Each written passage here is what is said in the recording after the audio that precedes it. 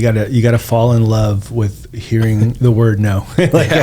Not interested in, you gotta be okay with it for sure. And that's a part of paying your dues. You mentioned that just a bit ago, and this is a part of it. You've got to go out and you've got to create these relationships, because here's the thing, Kyle, is before you know it, you're gonna have that relationship with a senior apartment complex. You're gonna create a solid relationship, and then you might go out and do that with a provider, and you might go out and do that with that McDonald's, or maybe it's a Dollar General or something, and before you know it, you've got 4, 5, 6 different avenues where you're generating leads, where you're generating sales, and all this happens over time. This isn't something that's going to happen immediately. But again, going back to the root of your question, what is it that you can do to generate more sales? These are some ideas. These are some things that you can be implementing into what you're already doing to get you there. I think you want to concentrate and focus on one thing, though.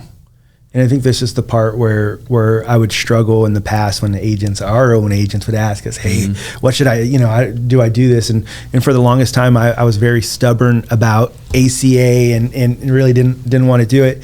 But the important part is that we choose to focus on one thing. And I would spend my time still focusing on Medicare, and then when the ACA business comes, then write it. Or if you're having downtime, now I can market something else as well. But really just trying to build. But this idea that you can build a business with several revenue streams, right? It doesn't have to just all be Medicare. It can be ACA and then even life insurance. And I think that there's a lot of value in that. I do think that there are some IMOs that focus mostly on life insurance. That is a good idea to kind of go down that route and kind of look at them.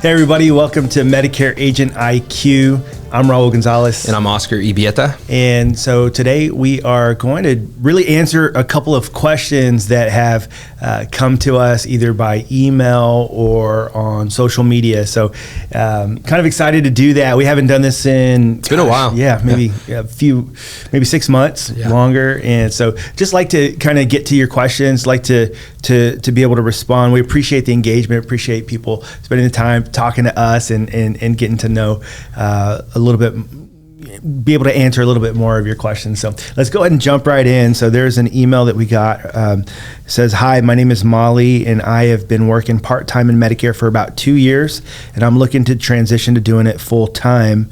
What steps should I take to make this transition successfully? Molly in Rhode Island.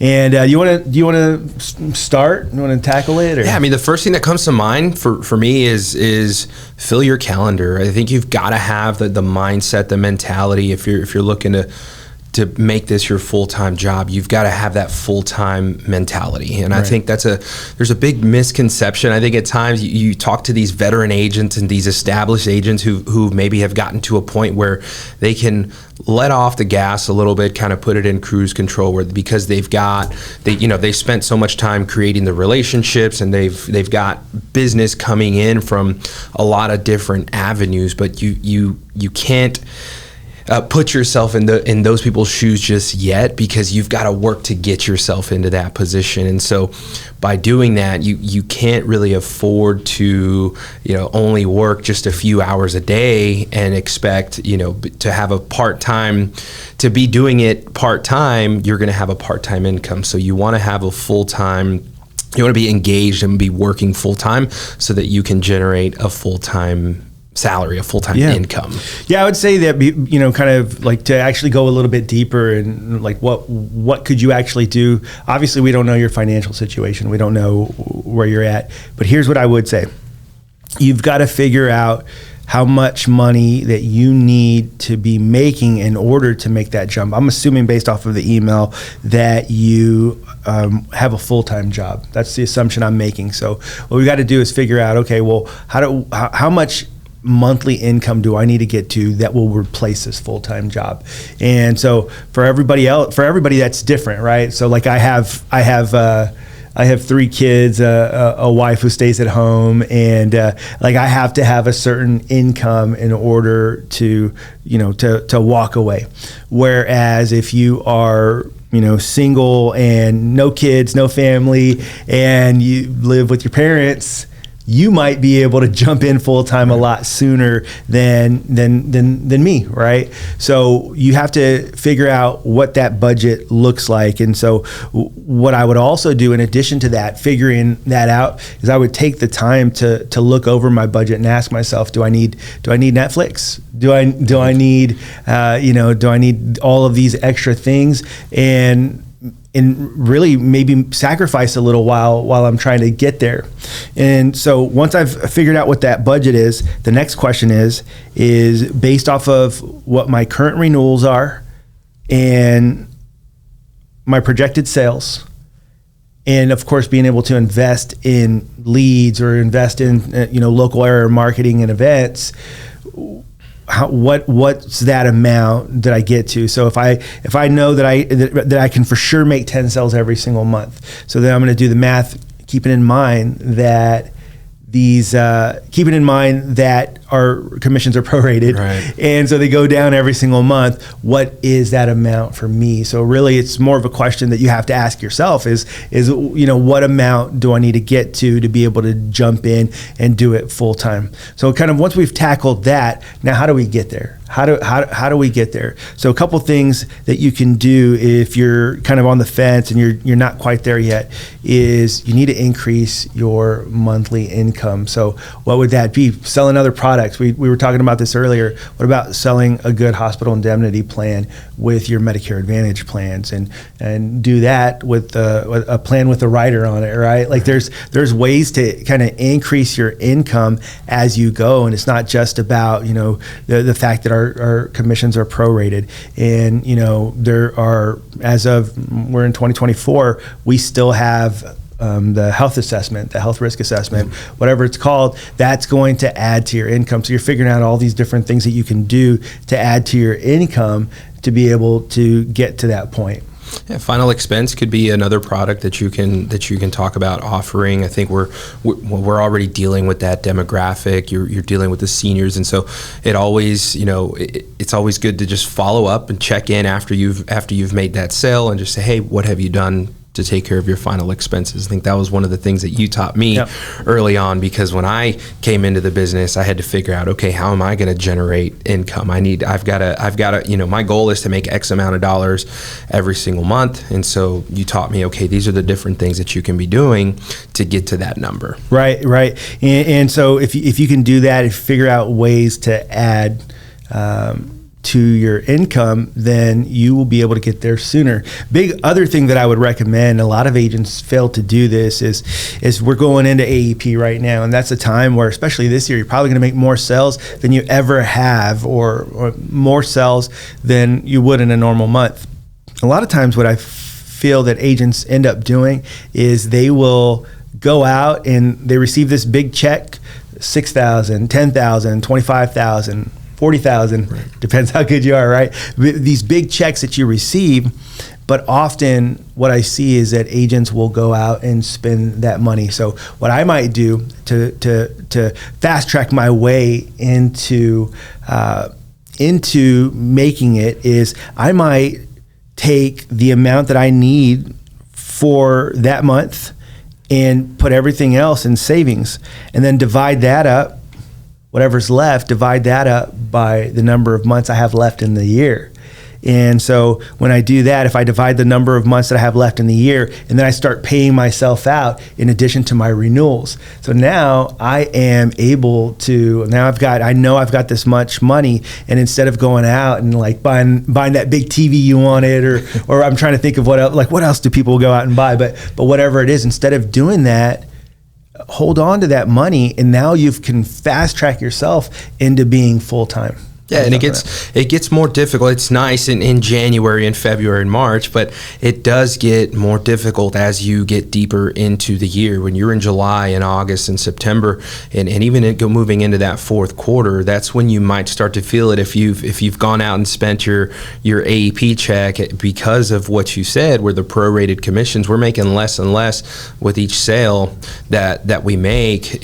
You're going to feel it a little bit more as you get later into the year. So implementing that strategy and paying yourself, a set amount of money every single month in addition to your renewals, I think is really going to help you. I think another good idea would maybe even with that AEP check, taking a portion of that and reinvesting it back into your business, whether for leads, or if there are some local events taking place where maybe it makes sense to sponsor something because there's going to be a return on your investment. But I think sometimes many agents get caught up in spending that check and they don't go out and reinvest some of that money, and things are going to be looking a little bit different moving into 2025, where special enrollment periods where we're able to write business and conduct business. I don't think there are going to be as many options available to us as agents out in the field.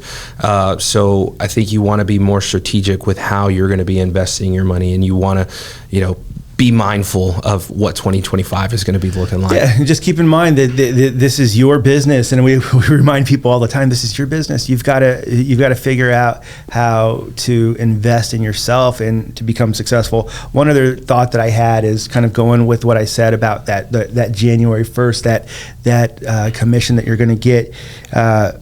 Discipline is your best friend when you're trying to make this happen, and so this is true of all months. So let's just say, I remember when I was actively selling a lot, in the month of March, that third month of OEP was usually a really big month for sales.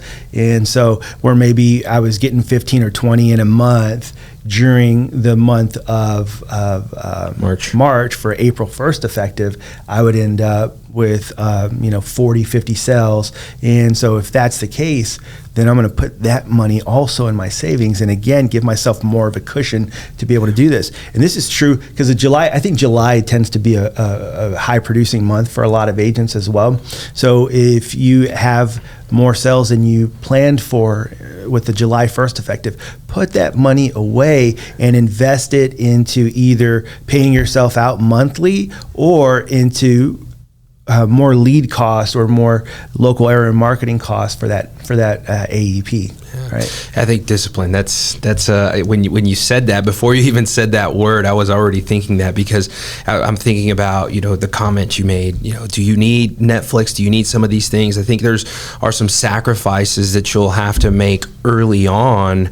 But believe me, if you can do this and you can display discipline, you're gonna be fine as long as you keep you implement all of these habits. Yeah, and there's this thing I think sometimes that agents will get into, and it's kind of this frame of mind where like, well, what do you mean not to have Netflix? Well, you have Netflix. I paid my dues, right? There's a lot of agents out there that you're going to notice. They might tell you, hey, do this, and this. And they're like, but wait, you're not doing it. You're not having to do that. And we're like, well, no, these agents, everyone has this, time period where they're going to pay their dues. You're going to struggle, just like every great small business owner. Remember, you're building a business and this is not a job. So there's sacrifices that you make and it's this idea that there are sacrifices that you will make in life as a small business owner, because fast forward 5 years from now, you're going to reap benefits that others who did not make that sacrifice are reaping. You're going to have freedom to take the trips that you want to take when you want to take them without anyone looking over your shoulder and telling you, hey, don't go, you can't go. You have that freedom because you made these sacrifices. So little soapbox moment there, but yeah, it's just that's why we make these sacrifices. So sacrifice to Netflix today and you have so much freedom in the future. So, hey, is there anything else on Molly's question? No, that's all we got for that one. All right, let's go on to the next one here. This is Kyle in North Dakota. Says, I am fairly new to Medicare and I have built a small book of business, but recently things have been slow. Any suggestions on what I can do to help generate more sales, because I'm still new and I honestly don't have a lot of money to invest? Thoughts? I think if you've been doing it for a little bit, that means that you've got, well, you stated, right, you've got a small book of business. So I think the first thing that I might do is call and check in on your book of business. Reach out to every single one of them. If that, the number is 25, if it's 50, if it's 75, whichever, if it's 100, I think that's still a manageable number where you can take the time to reach out to these people and just check in and see how they're doing. Make sure that they're using all the benefits that they've got on their plan. Maybe they've got an over-the-counter benefit. Remind them that maybe they've got a grocery benefit. Tell them to go and get that dental work done. Just remind them of all the great benefits that they've got that come along with their plan. Make sure that everything is going smoothly. See if there's anything that you can do to help improve their situation. And I'm going to be honest, this may create a little bit of customer service work for yourself, but this is creating activity. And at the end of this, if you're able to solve their problems, or the fact that you're just calling and checking in on them and making sure that they're doing okay can lead to a lot more. But at the end of all that, ask for a referral. Who else do you know with Medicare that could benefit from all the great benefits that you have? Who else do you know that might benefit from a plan like this? And see if they've got any friends, any family members around that are going to benefit. And most of the time, they're going to have an answer. They're going to have somebody that they know that could benefit from this. And they might say, let me talk to my sister. I'll have her give you a call. And so give it a couple days and put it, if it's Monday and you're checking in and you're making these calls, if by Wednesday you haven't heard back, call that client back and say, hey, I know when we spoke a couple days ago, you said that you'd let your sister know. Have you talked to your sister? I haven't heard from her. So I just wanted to check in and see if you've talked to her. And I believe that none of that I just said, there's no sound of desperation. It's really just, hey, I want to be able to take care of your sister the same way that I'm taking care of you. I want to be able to offer all these great benefits that you have. I'd like to be able to offer these same great benefits to your sister. So you're bringing value, you're providing all these great services, and you're letting them know the same way I take care of you, I want to be able to take care of all your friends and family in the exact same way.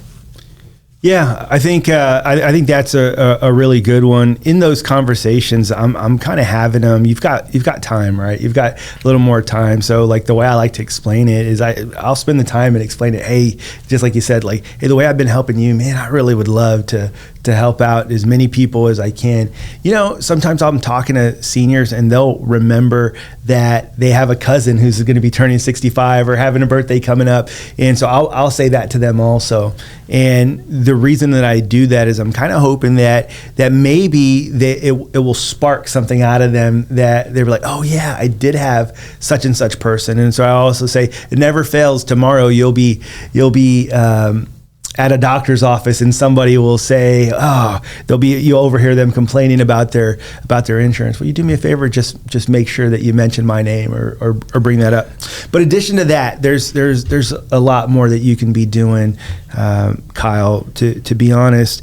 And I don't know what your relationship is with your upline, but what I would say is that I would go to them, say, hey, look, what is there any place that you can put me, anything that you can do to help me be more successful? I think retail is very big and important right now. What you're going to notice is here we are. We're mid-August, and I can't even remember what month it is right now. But we're here. It's mid-August, and you're going to notice that some of the carriers are going to reach out and say, "Hey, look, we have this opportunity." And to be honest, a lot of times it's at CVS or at Walgreens, and most agents are like, "Nah, I'm good. I'm good. I don't need that." But the truth is that it's better than being at home watching TV. Some activity is better than no activity. Yeah. So I would highly recommend.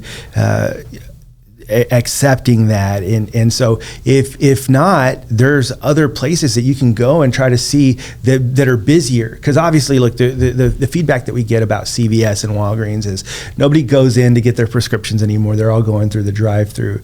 And so it's very dead in there. It's very, very slow. And so, you know what, that may be the case, but there's probably more seniors coming into that CVS than there are at your house, right? Right. But additionally, like there are so many other places, so many other opportunities where seniors are. Like you could even go to McDonald's, and you can set up a table there, and you can ask the manager, "Hey, are you okay if I buy coffee and buy coffee for seniors and have a sign up that says coffee for seniors?" And you obviously you'd have to set that up as a special event, and submit that day. But if you get permission to do that, a lot of times, if you ever go to a McDonald's, there's a lot of seniors that are there. So there's another opportunity. So what it comes down to is being hungry and kind of thinking through instead of just going off and doing something else. I see this happen way too often where agents in this situation, agents like Kyle, will end up going out and getting a part-time job that becomes their full-time job because they instead of thinking through how to be successful, they're like, you know what, let me just go get a job, and then they get complacent and they're not hungry anymore. You got to be hungry, and you've got to put yourself in front of seniors. Yeah, I think grassroots marketing is huge. We have an agent who does such a good job at doing this, and he'll constantly tell me stories. He's like, "Hey, I was on my way. I was taking my son to his practice, and on the way there, I noticed this senior apartment complex. I had never seen it before. So he just, his head is always on a swivel, right? He's always thinking like a business owner, even though he was, quote unquote, off of work and taking his son to practice. He's still thinking about what he can do to improve his business. And he happened to see this on his way to his son's practice, and he put it on his to-do list. And so he doesn't spend a ton of money, but he does invest a lot of time. He's constantly thinking about different ways, different things that he can be doing to grow his business. So he'll stop in. It's on his to-do list to stop in at this senior apartment complex in the following week.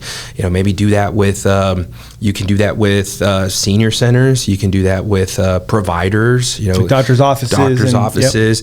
Yep. So just making the time to go and try and create these relationships. And here's the truth. You're going to walk into some of these places and they might not want anything to do with you. They might deny you. And so you've got to keep this in mind. It's a numbers game. And so if you've got, a list of 8 senior apartment complexes that you plan on going to visit, you're hoping that just one is going to say yes to you. You're not hoping, you don't go into this expecting all 8 of these to say yes to you. Now, if they do, that'd be great, but the reality is they probably aren't. And so you've got to just kind of flush those out of your system, the ones that say no, and just go in and look for the one that's going to say yes. Yeah, with that, you got to fall in love with hearing the word no.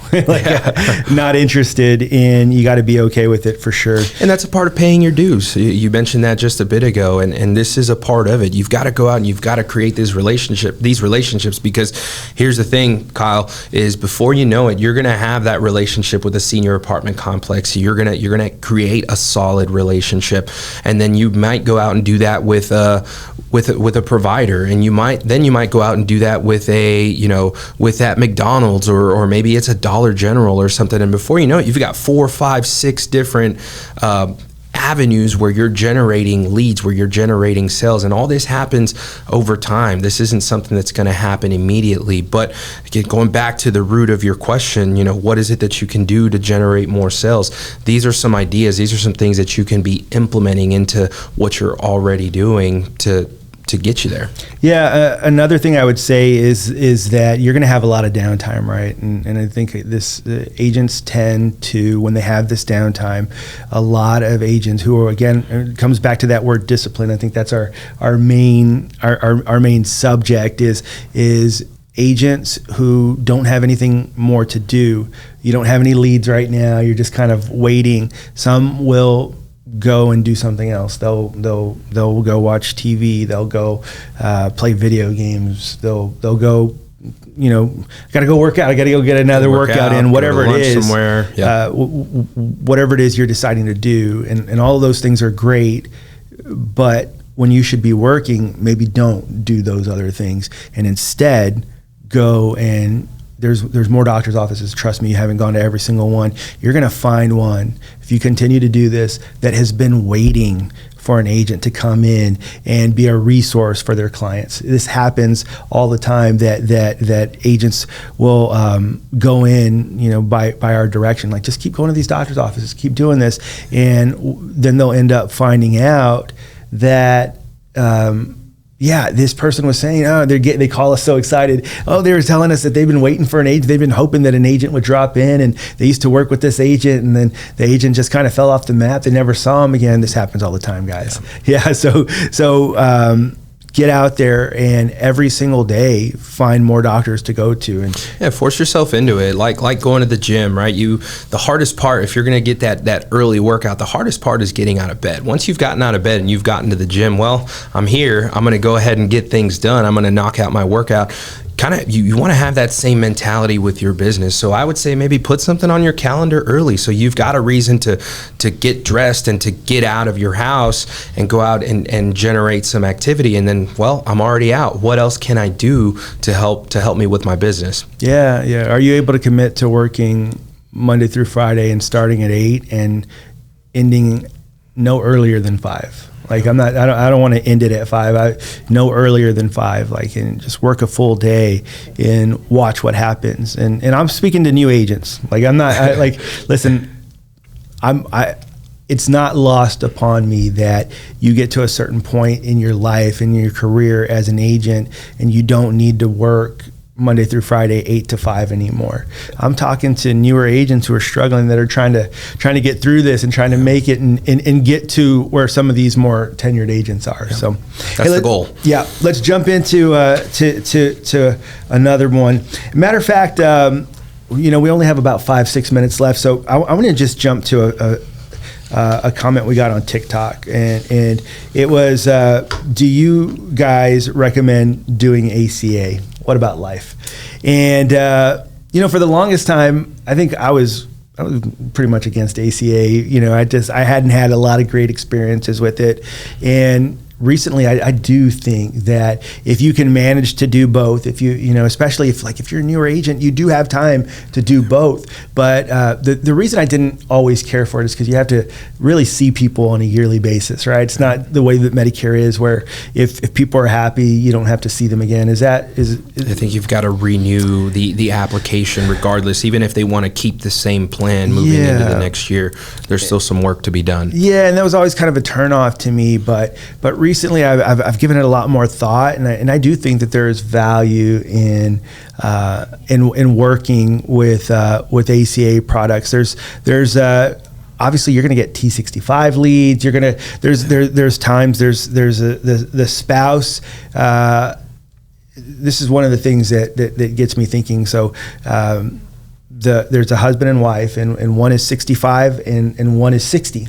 And so the husband is 65, he's retired. He's like, well, what do I do about my wife? Well, let me go ahead and this is the hard part. Let me send you off to this other agent who, by the way, also does Medicare. And it just I'm not super comfortable doing that. Let's just go ahead and do it ourselves, especially if you're newer in the business. Like, if you've been doing it if you've been doing this for a long time, it's up to you. It's a personal choice. But if you're newer in this business, I think it's a great thing. The way that it pays is fantastic in most states. It's like per client. So if you have a family of 5, you're getting paid pretty well, or a family of 4, you're getting paid pretty well for that family of 4. So it could make sense financially to help newer agents to be able to make it in this business and to be able to sustain. And I think most of them pay when it comes to ACA, it pays as earned, which is great because you don't have to worry about chargebacks. Right. I think that's a pro to that. And so again, you've got a family of 4. that's a nice monthly check that you're getting in addition, and again, you're not having to worry about any chargebacks if they do end up canceling or having to change their plan. You're not owing the carriers any money. Yeah, I think you want to concentrate and focus on one thing though. And I think this is the part where I would struggle in the past when our own agents would ask us, hey, what should I do this? And for the longest time, I was very stubborn about ACA and really didn't want to do it.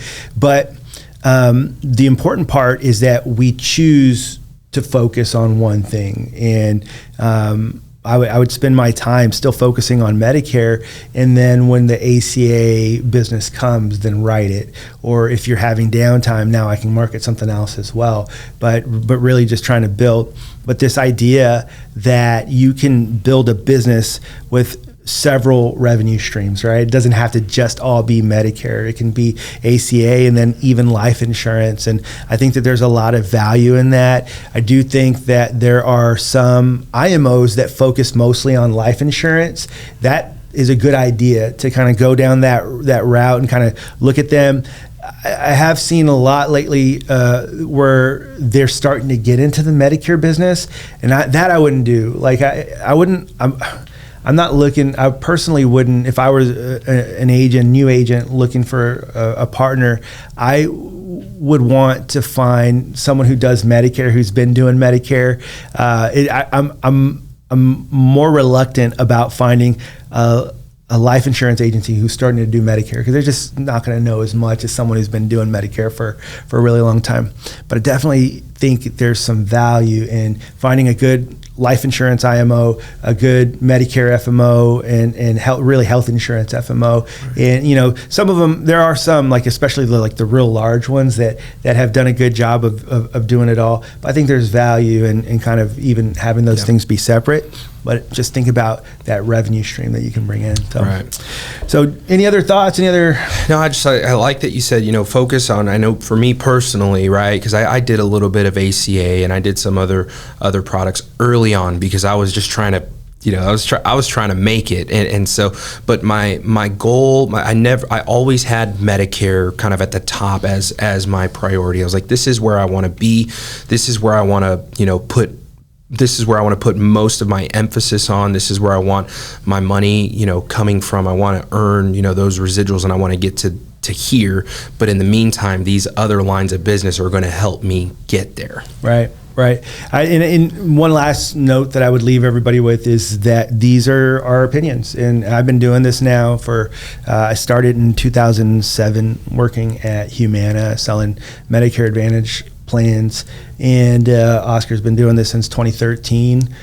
These are our opinions based off of our experience, based off of watching other agents fail, watching other agents succeed. There's not just one way to do this, and so I would encourage everybody. There are a lot of good Medicare podcasts now, and feel free to jump in and listen to the other ones.